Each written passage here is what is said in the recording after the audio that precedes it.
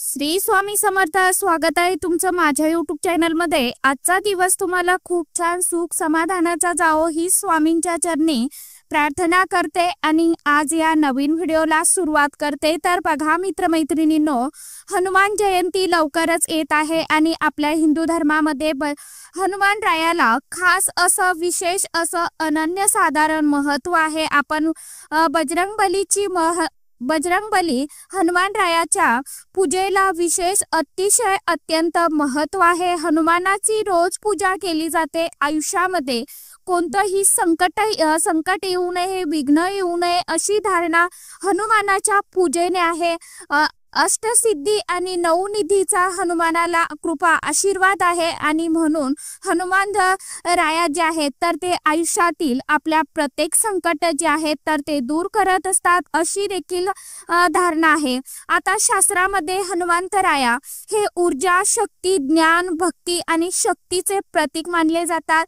हनुमानजींना प्रसन्न करण्यासाठी आणि त्यांचे अखंड विशेष कृपा आशीर्वाद मिळवण्यासाठी हनुमान जन्मोत्सव जो आहे तर तो सर्वात शुभ मानला जातो। बघा, यंदा चैत्र शुक्ल पौर्णिमेच्या दिवशी हनुमान जयंती साजरी केली जाणार आहे, ज्याला हनुमान जन्मोत्सव असंही म्हटलं जातं। आता यावेळी चैत्र पौर्णिमा जी आहे तर ती 12 एप्रिल 2025 पहाटे 3:20 सुरू होत आहे आणि 13 एप्रिल 2025 पहाटे 5:52 समाप्त होणार आहे। तर अशा परिस्थितीत हनुमान जन्मोत्सव जो आहे तर तो आपल्याला 12 एप्रिल रोजी आपण सर्वजण साजरा करणार आहोत। हनुमान जयंतीच्या दिवशी 2 शुभ मुहूर्त निर्माण झालेले आहेत। पहिला शुभ मुहूर्त म्हणजे 12 एप्रिल रोजी सकाळी 7:35 ते 9:11 आहे आणि त्यानंतरचा दुसरा म्हणजे 6:45 पासून 8:08 यावेळी हनुमान जयंतीला हस्त नक्षत्राचा शुभ योग देखील तयार झालेला आहे आणि त्याचबरोबर व्याघ्र योग देखील तयार होत आहे। तर या शुभ योगामध्ये प्रत्येक आईला आपल्या मुलींची खूप काळजी असते। माझा मुलगा, माझी मुलगी कोणत्याही क्षेत्रामध्ये कुठेही कोणत्याही कामामध्ये मागे राहता कामा नये। प्रत्येक क्षेत्रामध्ये त्यांना यश मिळावं, प्रगती व्हावी, अभ्यास असेल, व्यवसाय असेल, नोकरी असेल त्यामध्ये त्यांना भरभरून असं यश मिळावं। आपल्या मुलांनी उंच शिखर जे आहे तर ते गाठावं। त्यासाठीच आपल्याला हा जो एक उपाय आहे तर तो आवर्जून करायचा आहे। प्रत्येक आईने आपल्या मुलांसाठी हनुमान मंदिरामध्ये ही एक वस्तू जी आहे तर ती आवर्जून दान करायची आहे। ही वस्तू दान केल्यामुळे काय होईल तर मुलांना सर्व जे काही संकट आहे, विघ्न आहे, अडचणी आहे, दोष आहे तर ते दूर होतील। त्यांची अभ्यासामध्ये, नोकरीमध्ये, व्यवसायामध्ये भरभरून अशी प्रगती होईल, त्यांना यश मिळू लागेल असा हा अतिशय अत्यंत प्रभावशाली उपाय आहे। आपल्याला हनुमान जयंतीच्या दिवशीच हा उपाय करायचा आहे। उपाय कशा पद्धतीने करायचा आहे, कोणत्या वेळेमध्ये करायचा आहे आणि सर्वात महत्त्वाचं म्हणजे कोणती वस्तू आपल्याला हनुमान रायांना अर्पण करायची आहे याविषयीची संपूर्ण माहिती आजच्या या नवीन व्हिडिओमध्ये मी तुमच्या बरोबर शेअर करणार आहे। त्यामुळे तुम्ही हा व्हिडिओ स्किप न करता शेवटपर्यंत नक्की बघा। चॅनलवरती तुम्ही जर हा व्हिडिओ पहिल्यांदा बघत असाल तर चॅनलला आवर्जून सबस्क्राइब करा आणि असेच नवनवीन माहितीपूर्ण व्हिडिओ बघण्यासाठी समोरील बेल आयकॉनलाही प्रेस करा। कारण बघा, आताच्या या सध्याच्या काळामध्ये कलियुगामध्ये जे चिरंजीवी देवता आहेत ते म्हणजे हनुमंत राया। हनुमंत रायाचे जे मंदिर आहे प्रत्येक गावामध्ये आपल्याला, अगदी खेडगाव असो, शहरी भाग असो, प्रत्येक गावामध्ये हनुमान रायाचं मंदिर जे आहे तर ते असतं। प्रत्येक ठिकाणी हनुमान रायाची उपासना, सेवा ही मोठ्या भक्तीने, श्रद्धेने आणि मनापासून केली जाते। कारण कोणतीही सेवा भक्तीने आणि श्रद्धेने जर केली तर आपल्या आयुष्यातील दुःख असेल, कष्ट असेल तर ते नक्कीच दूर होत असतात। त्याचबरोबर कर्ज असेल तर ते देखील समाप्त होतात। असं भूत, प्रेत, पिशाच सर्वच हे हनुमंत रायांना घाबरत असतात। त्यांना अष्टसिद्धी, नवनिधीचे दाता म्हटलं जातं. इतकं महत्व आपल्या आयुष्यामध्ये हनुमंतरायांचं आहे. तर हनुमंतरायाच्या मंदिरामध्ये आपल्या मुलांसाठी मुलींसाठी आपण ही एक वस्तू जी आहे तर ती दान केली तर मुलांना नक्कीच प्रत्येक क्षेत्रामध्ये यश मिळेल. बघा, तुमचा मुलगा मुलगी कितीही लहान असो किंवा मोठी असो तरीही तुम्ही त्यांच्यासाठी हा उपाय जो आहे तर तो करू शकता. कारण आपल्या हिंदू धर्मात दान करण्याला किती महत्व दिलं जातं. आपण जर ओंजळभर दिलं तर आपल्याकडे देवी देवता ओंजळीपेक्षा कितीतरी पटीने आपल्याला रिटर्न करत असतात. दानाला खास विशेष अनन्यसाधारण असं महत्व असल्यामुळे आपल्याला हे दान जे आहे तर ते आवर्जून करायचं आहे. आपल्या मुलांसाठी मंदिरामध्ये करायचं आहे.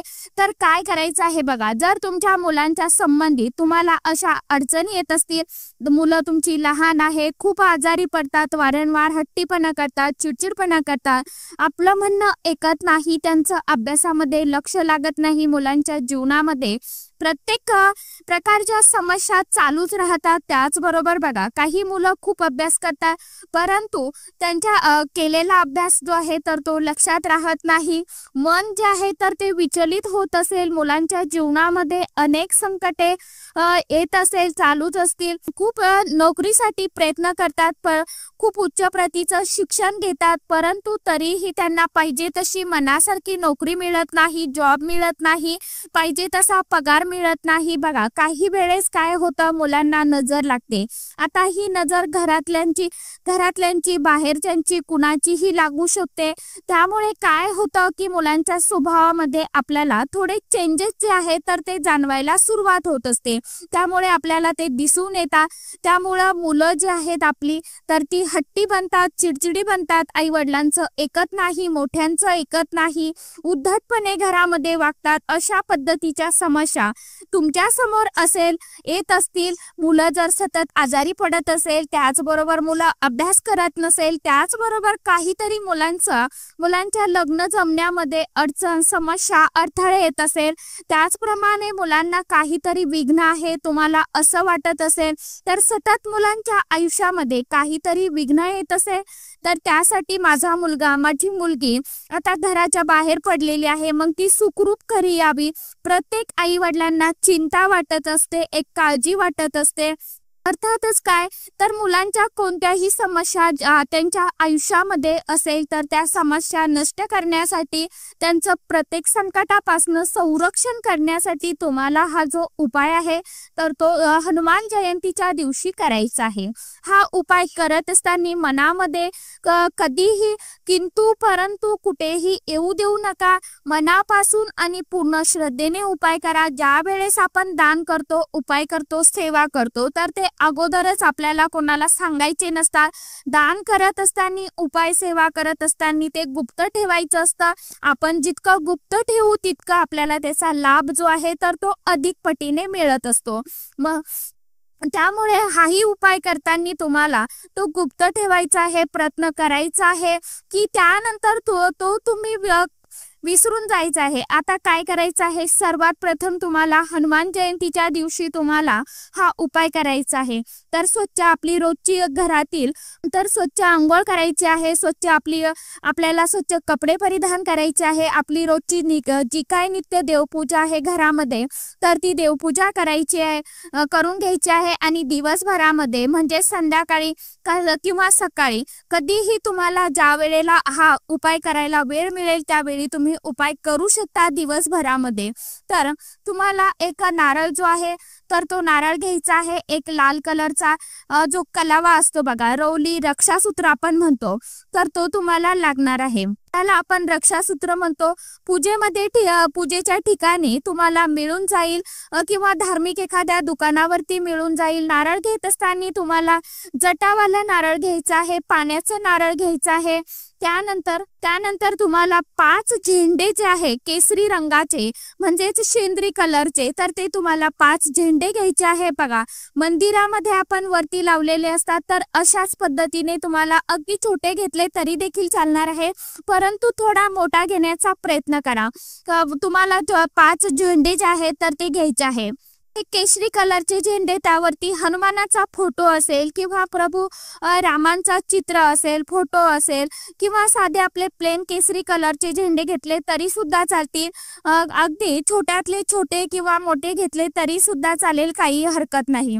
तर तुम्हाला 5 झेंडे घ्यायचे आहे. त्यानंतर आपल्याला घरामध्ये सर्वात प्रथम तुम्हाला तुमच्या मुलांना जमिनीवरती बसवायचं आहे. मुलांना ज्या वेळेस तुम्ही जमिनीवरती बसवणार आहात त्यावेळेस पूर्व पश्चिम चेहरा होईल याची काळजी तुम्हाला घ्यायची आहे. नारळ घ्यायचा आहे. त्यावरती तुम्हाला तुमच्या मुलांच्या संबंधित ज्या काय इच्छा समस्या आहे तर त्या तुम्हाला इच्छा व्यक्त करायच्या आहे. आणि जो आपण कलावा घेतला आहे, रक्षासूत्राचा धागा जो घेतलेला आहे तर तो तुम्हाला 11 वेळा गुंडाळायचा आहे. आणि त्यानंतर हे जे नारळ आहे तर मुलांच्या डोक्याकडनं पायापर्यंत तुम्हाला 7 वेळेस उतरून घ्यायचं आहे. उतरवत असताना माझ्या मुलांच्या जीवनातील जे काही दुःख आहे, दोष आहे, अडचणी आहे, संकटे आहेत तर ते दूर झालेले आहे अशा पद्धतीने तुम्हाला मनामध्ये भावना व्यक्त करायच्या आहेत, भावना ठेवायच्या आहे. त्यानंतर हे 5 झेंडे आणि हा जो आपण नारळ घेतलेला आहे तर तो नारळ तुम्हाला हनुमानरायाच्या मंदिरामध्ये जायचा आहे. एक 4मुखी दिवा तुम्हाला सोबत घ्यायचा आहे आणि त्यामध्ये तुम्हाला चमेलीचंच तेल घालायचं आहे. आणि त्यामध्ये तुम्हाला 4 वाती ज्या आहेत तर त्या प्रज्वलित करायच्या आहेत. त्यानंतर हा दिवा प्रज्वलित केल्यानंतर नारळ हनुमानरायाच्या चरणी ठेवायचा आहे. नाही तिथे चरणी ठेवता आला तर मग तुम्हाला आजूबाजूला मंदिरात जिथे कुठे जागा असेल, व्यवस्थित जागा मिळेल, जिथे तुम्ही ठेवू शकाल तिथे तुम्ही हा नारळ जो आहे तर तो ठेवू शकता. मंदिराच्या परिसरामध्ये ठेवला तरी देखील चालणार आहे. तर अतिशय उत्तम. त्यानंतर हे 5 झेंडे आपण घेतलेले आहेत तर ते तुम्हाला मंदिरामध्ये कुठेही तुम्ही लावू शकता. जिथे जागा मिळेल तिथे तुम्ही अगदी खिडकीला लावा किंवा झाडं असतात तर झाडांवरती बांधू शकता किंवा बाहेर गेटला बांधू शकता. आता तुम्हाला जशी जागा मिळेल तशा पद्धतीने तुम्हाला ती 5 झेंडे जी आहेत तर ती लावायची आहे. त्यानंतर तिथे बसून तुम्हाला 1 वेळा हनुमान चालीसा पठण करायचा आहे. झेंडे लावायला विसरू नका. अतिशय प्रभावी असा उपाय आहे. ज्या वेळेस मंदिरामध्ये आपण झेंडे दान करतो, ज्या प्रकारे झेंडा उडवतो त्या प्रकारे आपल्या मुलांची प्रगती जी आहे तर ती होत राहते. जितके हे झेंडे जास्त हवेमुळे उडत राहतील, फडफडत राहतील तितके आपल्या मुलांची उंच उंच प्रगती होत असते. त्यामुळे झेंडे लावायला अजिबात विसरू नका. झेंडे लावल्यामुळे मुलांचा मंगळ, बुध, गुरु, शुक्र हे सर्व ग्रह जे आहेत तर ते शांत होतात. आणि नारळ हे आपल्याला जिथे मुलांना नजर काढून आपण ठेवलेला आहे, हनुमंतरायांना प्रार्थना करा की माझ्या मुलांच्या जीवनातील जे काही समस्या आहे, दुःख आहे, अडचणी आहे तर त्या सर्व दूर करा. तुमची अखंड स्वरूपात माझ्या मुलांवरती, माझ्या कुटुंबांवरती कृपा राहू द्या अशी तुम्हाला प्रार्थना करायची आहे. तर नक्की तुम्ही हा जो उपाय आहे तर तो करून बघा. अशा सांगितल्याप्रमाणे तुम्हाला 5 झेंडे, नारळ आणि कलाव्याचा धागा घ्यायचा आहे. सांगितल्याप्रमाणे आपल्या मुलांची दिष्ट काढायची आहे आणि आपल्या मुलांवरून ओवाळून तुम्हाला आता तुमच्या जवळपास छोटं मंदिर असेल, मोठं मंदिर असेल, तुम्ही कोणत्याही मंदिरामध्ये हनुमानरायाचा हा उपाय जो आहे तर तो करू शकता.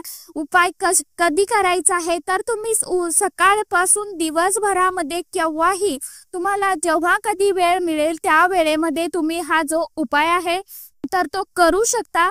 कारण संपूर्ण दिवस जो असतो हनुमान जयंतीचा तर तो संपूर्ण शुभ आणि अतिशय प्रभावी दिवस असतो तो. म्हणून आपल्याला आपल्याकडनं होईल तेवढ्या सेवा उपाय करण्याचा या दिवशी आवर्जून प्रयत्न करायचा आहे.